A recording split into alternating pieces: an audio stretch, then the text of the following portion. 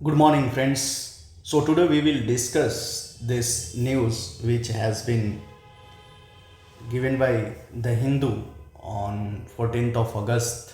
And this is one of the important क्योंकि वो लोग क्या किए हैं कि जो पूरा अपना रिवोल्यूशनरी था फ्रॉम 16th सेंचुरी टिल 1947 उसको एक जगह क्रमबद्ध करके जो इम्पोर्टेंट इश्यूज़ है उसको लाने का प्रयास किए हैं। तो ये एक बहुत अच्छा इनिशिएटिव है।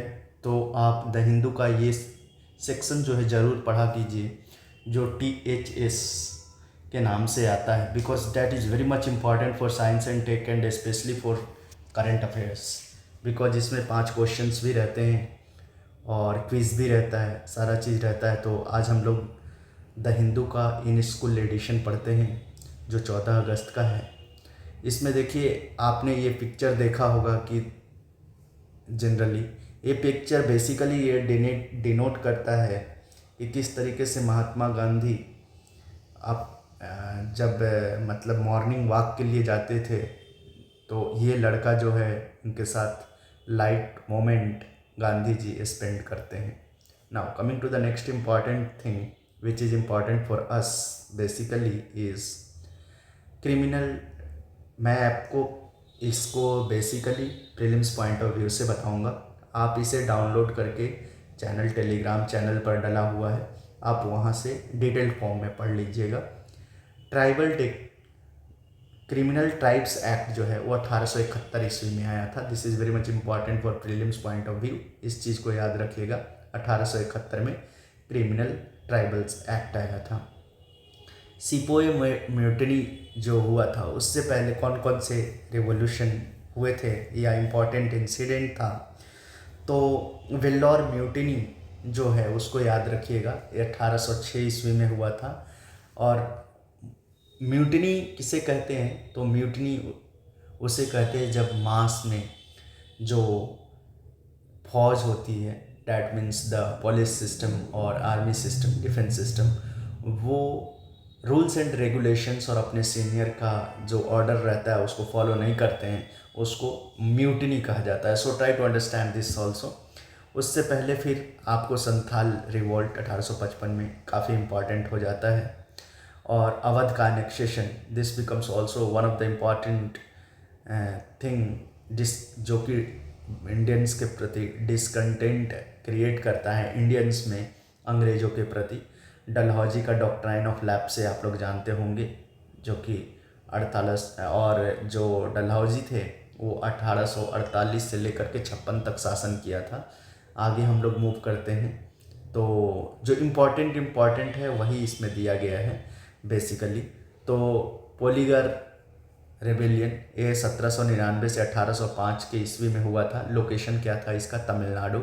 और कॉज क्या था, किस कारण से इसका हुआ था, तो revenue demands and loss of traditional rights, this was the reason because of his this Poligar rebellion was have taken place in Tamil Nadu. Pabna agrarian unrest कहाँ हुआ था, तो बंगाल में, आप जानते होंगे पबना है वहाँ पर। और उसका कारण क्या था, तो high rent and oppressive zamindari system. तो आप एक तरीके से देख रहे होंगे कि किस तरीके से कनेक्टिविटी है उस समय की जो एक्टिविटीज़ था, जिस तरीके से अंग्रेज़ों ने अत्याचार कर रहे थे। डेक्कन रियोट कब हुआ था, 1875 ईस्वी में। कहाँ पर हुआ था, महाराष्ट्र में। रीजन क्या था, again high taxes and economic hardship. तो आप देख रहे हैं कि taxation issue is everywhere. Pabna agrarian हो, पोलीगार हो, डेक्कन हो, पंपा हो। अब देखिए रंपा रेवेलियन जो हुआ था वहाँ पर भी लोकेशन क्या है इसका, आंध्र प्रदेश। क्या है, फॉरेस्ट लॉज एंड टैक्सेशन। कब हुआ था, 1922 से 24 ईस्वी में। बारदोली कहाँ है, गुजरात में। कब हुआ, 1928 में। कौन थे यहाँ पे, सरदार वल्लभ भाई पटेल। कहाँ हुआ, तो किस कारण से हुआ, इंक्रीज लैंड रेवेन्यू टैक्स। तो आप ओवरऑल जब आप देख रहे हैं कि 1799 से लेकर के और 1947 तक कहीं ना कहीं अंग्रेज़ों की जो नीति थी वो ये था कि कैसे हाई रेवेन्यू इनकम बनाया जाए। तो इस द्रव्यायन में आपको मेंस में एंड इवन प्रीलिम्स में ये फैक्चुअल क्वेश्चन पूछे जाते हैं। जैसे ड्रैकोनियन रियोट कब हुआ था, 1875 में। रंपा 1922 से 24, लोकेशन आंध्र प्रदेश। फिर वैसे ही मोपल्ला रेबेलियन कब हुआ? 1921-22। कब, कहाँ हुआ? केरला में। इसके क्या कारण थे? तो agrarian distress and religious tension, ये इम्पॉर्टेंट हो जाता है।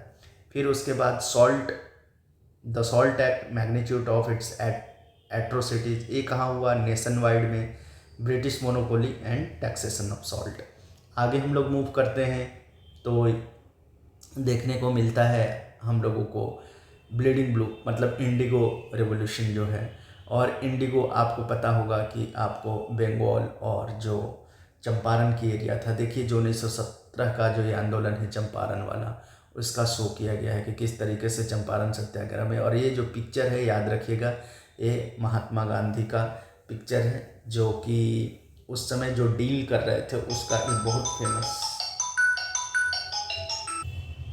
फिर उसके बाद जो ये चर्चा किया गया है मुस्लिम लीग के बारे में चर्चा किया गया है कि किस तरीके से जो मुस्लिम लीग है वो आपको स्थापना होता है इसका। तो 1906 में आप देख सकते हैं कि इसका स्थापना होता है ढाका मतलब कि जो बांग्लादेश की राजधानी है प्रेजेंटली, वहाँ पर।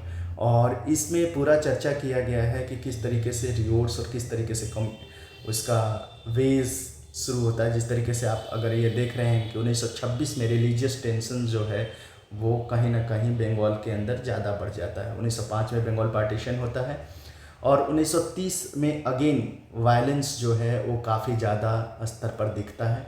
1946 में ग्रेट कलकत्ता किलिंग्स होता है, जो कि एक बहुत सीवियर और बहुत ज़्यादा लोग इसमें मारे जाते हैं।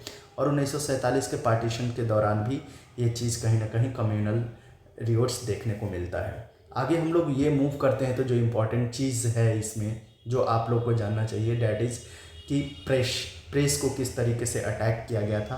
तो जो प्रेस का जनरली जो सबसे फेमस आपको एक्ट देखने को मिलता है वो आपको 1910 का प्रेस का एक्ट है। और जेम्स हिक्की जो हैं वो बंगाल गेज़ेटी सबसे पहले इस्टेब्लिश किए थे, जेम्स अगस्टस हिक्की 1780 में। तो ये भी काफ़ी इम्पॉर्टेंट हो जाता है। बर्थ ऑफ कांग्रेस आप जान रहे होंगे कि ये 1885 में आता है।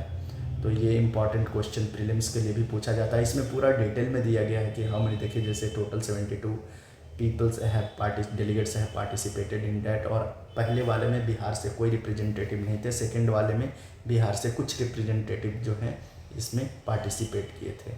आगे जब हम लोग मूव करते हैं तो देखते हैं स्वदेशी मूवमेंट। इस स्वदेशी मूवमेंट में क्या क्या चीज़ इंपॉर्टेंट था। जैसे लोग बेसिकली एक चीज़ कहते हैं कि क्या खादी ने आज़ादी दिला दिया।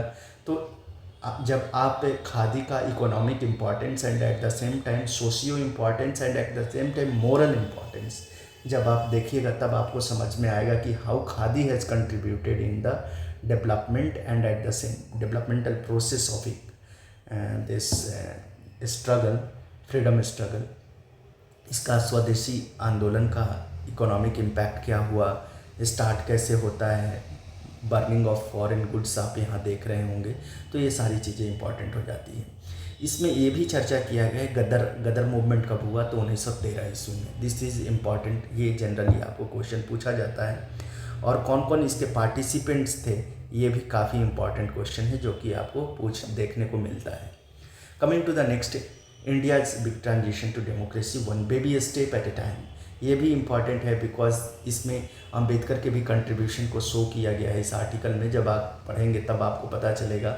इसमें ये भी शो करने की कोशिश किया गया है कि किस तरीके से अंबेडकर जो है दो लड़ाइयाँ एक साथ लड़ रहे थे। One was inside the country, that was in the form of caste, and at the same time on national level and international level the freedom struggle that was against britishers.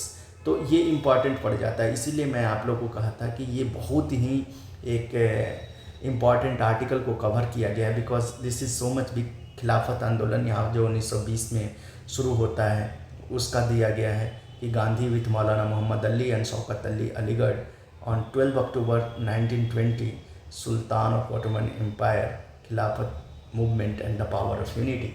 तो इस चीज़ को शो किया गया। और एक तरीके से आपने देखा कि 1921-22 के दौरान ही मोपल्ला आंदोलन भी एक साइड चल रहा था। तो दिस बिकम्स इम्पॉर्टेंट। अगर हम आगे देखते हैं तो टॉक्सिक प्रोडक्टिविटी क्या है, ये किस तरीके से इंडियन जो लेबरर्स हैं उनको फिजी में, गुयाना में ले जा करके और इंडेंचर्ड लेबर के रूप में काम कराया गया। दूसरे साइड यहाँ पर ये दिखाया गया है बॉम्बे टेक्सटाइल मिल्स, और इसमें ये शो किया गया है कि किस तरीके से वुमेन कंट्रीब्यूशन था in work force. And at the same time अगर आप जब देखेंगे तो 1930s में महिलाओं का जो पार्टिसिपेशन था इंडियन फ्रीडम स्ट्रगल में सडनली बहुत ज़्यादा बढ़ गया था। दूसरा जो आप देख रहे हैं मद्रास लेबर यूनियन 1918 में बना था। तो दीज आर इम्पॉर्टेंट। मॉन्स्टिन रॉलेट एक्ट के बारे में कहा गया है। तो जब अगर आप इस पीडीएफ को पढ़ेंगे तब आपको पता चलेगा कि ये ओवरऑल जो है आपको मॉडर्न हिस्ट्री जो है इंडिया का उसको कवर करने का कोशिश किया है। And one of the very significant for this PCS examination, UPSC examination from both point of views, prelims and mains.